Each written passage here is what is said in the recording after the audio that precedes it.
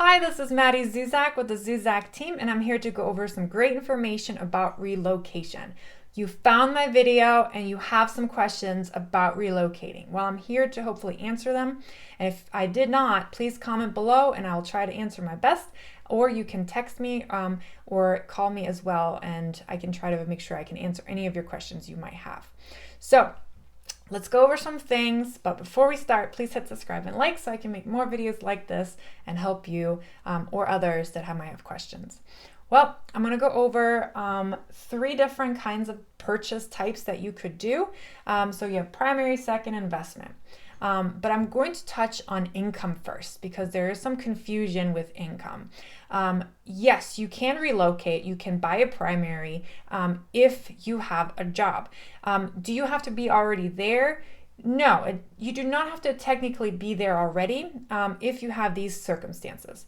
You work for a company, you work remote, and they offer a remote relocation letter saying that, hey, you work remote, you can relocate wherever you want, not a problem.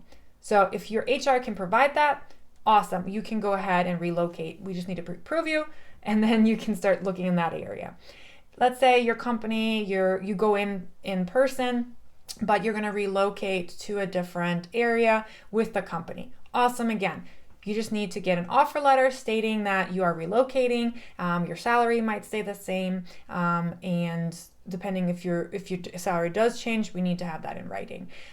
If the type of way you get paid changes, let's say you're a salary now and you go to commission, we're going to have probably an issue. You need to have a 2-year history, okay? So there are some situations where even if you're relocating, but you're changing maybe the type or where you are going to be working at, changes the way you get paid, or bonuses or anything like that, that could have a 2-year waiting period attached to it. If, let's say, you go from commission to salary, different. Salary is more stable, commission can fluctuate. So that is why. Same thing if, let's say, you're a salary and you have a job offer to go to a different company and you're going to be hourly. Well, sometimes it depends. If you've switched jobs a lot in the last 2 years, the underwriter might ask you to be on the job for 6 months or more, sometimes 12. So just be prepared. If in your past there's some things that have happened, not everybody is the same. So depending on your situation, it could require for you to stay at the current job that you're trying to get a 2-year period or maybe 6-month period depending on the situation. So just remember that not everybody is equal on that.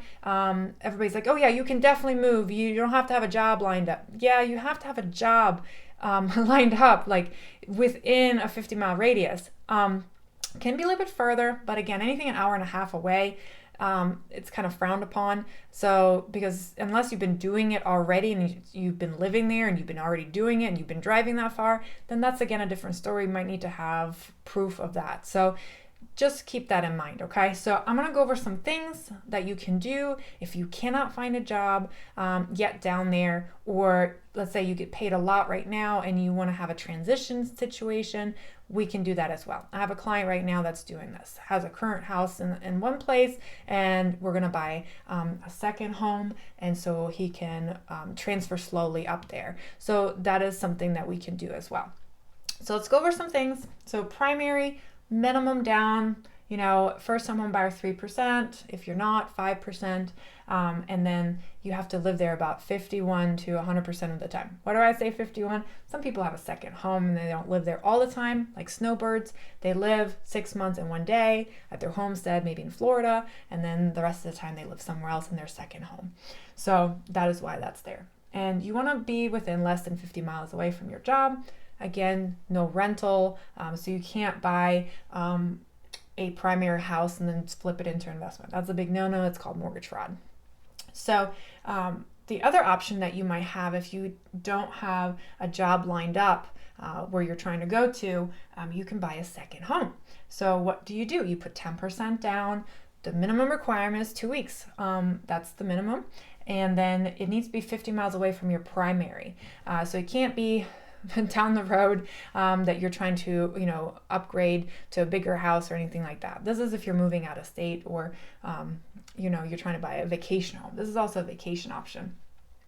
Also, no long-term rentals allowed in that. So if you're trying to buy a second home and you really are going to use an investment, no. You can do short-term rentals, Airbnbs, but again, you need to be there for 2 weeks out of the year. And so be careful with doing anything like that. So warning to you.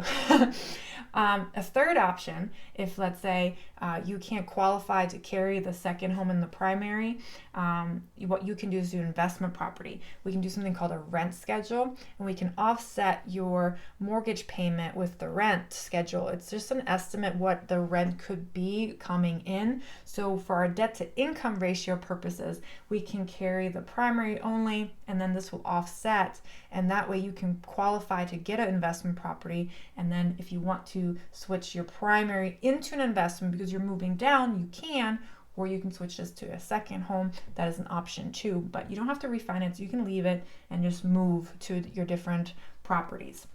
The one thing you can't do is you can't change a primary into investment, or a second home into an investment. These are strict guidelines you have to, live by. The minimum down for an investment is 15%. The interest rate and mortgage insurance are really high, so I recommend putting 25% down if you can. But if we're in a dire need and this is what we need to do, then we can do this and then refinance down the road. So that is an option for you. This can be anywhere, so this can be next door if you need to. But again, we're talking about relocation, so you can pretty much have that anywhere. You can do rental for long-term or short-term in that. So this is kind of the easier option. Why is this the easiest? Because one, it has a higher interest rate, more down payment required, and of course higher mortgage insurance if you're below the 20%.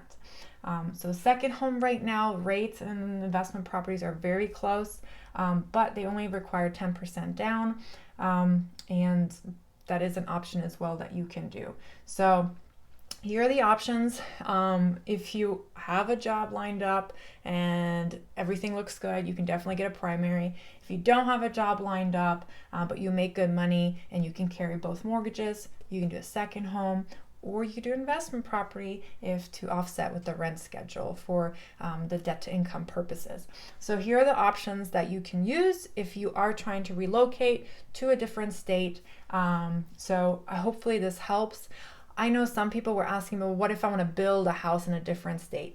So new construction loans have different guidelines as well on top of this, but this is still the basic. A lot of places you cannot build an investment property, so that's the only issue. They only do primary and second home. So if you're trying to build a second home with new construction, that this is going to be your most likely option. Investment is going to be pretty hard for any lender to be approved. I do want to make a comment about the new construction. You can do investment property on a lot and home package. For example, if it's like D.R. Horton, Ryan Homes, anything like that, you can do investment property.